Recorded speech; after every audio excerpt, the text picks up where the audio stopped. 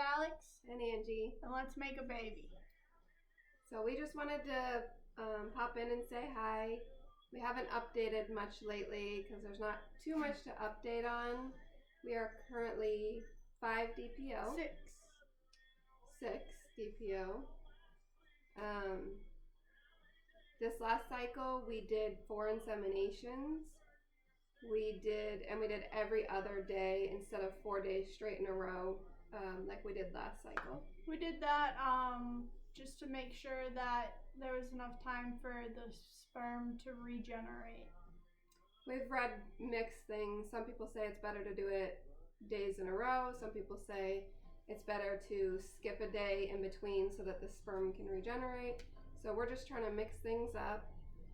I also did the Mucinex during my entire fertile window. We did pre-seed on all of them, I think, this time, right? Did you do it the last time? I can't remember because we discussed not using the pre-seed. Yeah. And if this isn't successful, we're thinking not using it next cycle just to try and make it, and no Mucinex, just to try a little more natural. Yeah. We feel like last cycle we did everything we could, and then this cycle, we've done everything we could as well. And I did the pineapple core day 1 through 5 DPO. So next cycle, if this is not successful, we're just gonna try nothing other than I'll continue to take the prenatal vitamins. Yeah. And this last cycle we did 3 inseminations with just the soft cup, and then the last insemination, which was the day after I got my peak on the LH strips, we used a syringe. And then soft cup. Yeah. So we used the syringe and left it in for about 10 minutes and then put the soft cup in and went about our day. It was Easter Sunday. So we're hoping for our Easter baby. Yeah. But there's not much other news yet. It's too early to have signs of pregnancy. It's too early to take a test. So we're just in that fun 2-week wait. Nobody likes it. But we're trying not to, it's kind of an in-between phase of like, do you get your hopes up and try to will it to happen, or do you just assume that it's not going to be successful so that you don't get your hopes up? It's a really weird position to be in, especially after having 2 cycles that weren't successful. The first one we were really hopeful for. The second one, I think we weren't as hopeful for, but it was still devastating. So now we're just... we'll see what happens. Yeah. I think we'll just touch on one question that I saw some people had was the spouse that isn't carrying feels like they're not as really apart, and they feel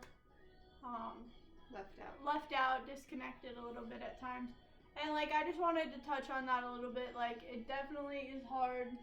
Like, I've told her before, like, there's nothing I can really do to make it more successful, or like, there's really not much I can do. And so for me, like, I do struggle with that a lot. But I think the big thing is just like trying to stay positive and doing the little things. Like, every morning when my alarm goes off, I'm just like, hey babe, take your temperature, and did you test today, your LH, did you do this, did you take your prenatals?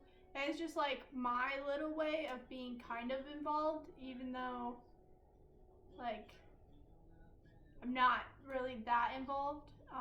So it's definitely hard, but you just gotta remember that at the end there'll be a baby and it'll all be worth it.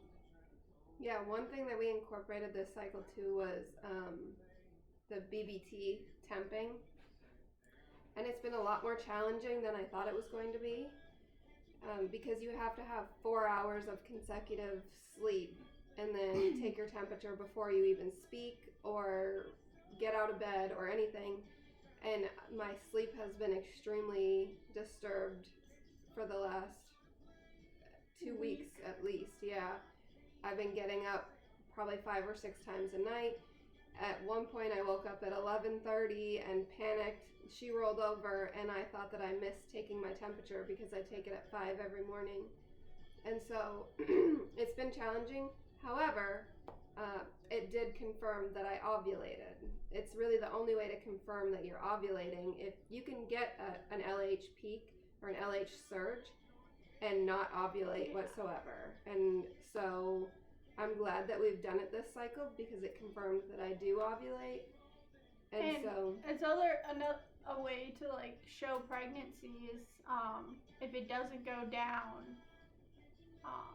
And you have to have a special thermometer for it, like we talked about in the last video. But I think we got it for like what, $10 on Amazon? Yeah. It's $12.99. Not that expensive.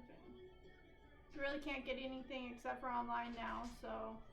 Not sure if we're going to continue with the BBT next month, just because it's been pretty stressful. Yeah, and that alarm goes off on Saturday morning on our day to sleep in. That's kind of a bummer, but I didn't wake up this Saturday. But yeah, so we don't really have a lot to talk about this time. We will update you probably Next week. At the end of next week, the weekend time, let you know what our tests were, because we'll start testing probably next weekend. Because we'll be like, what, 12? Yeah. We'll be over 12 DPO, and there's a chance it could show up then. When's AF due? Next Saturday. AF's due next Saturday, so that'll be our confirmation, especially since she's very regular. But yeah, we hope you all are staying safe. And let's make a baby. See ya.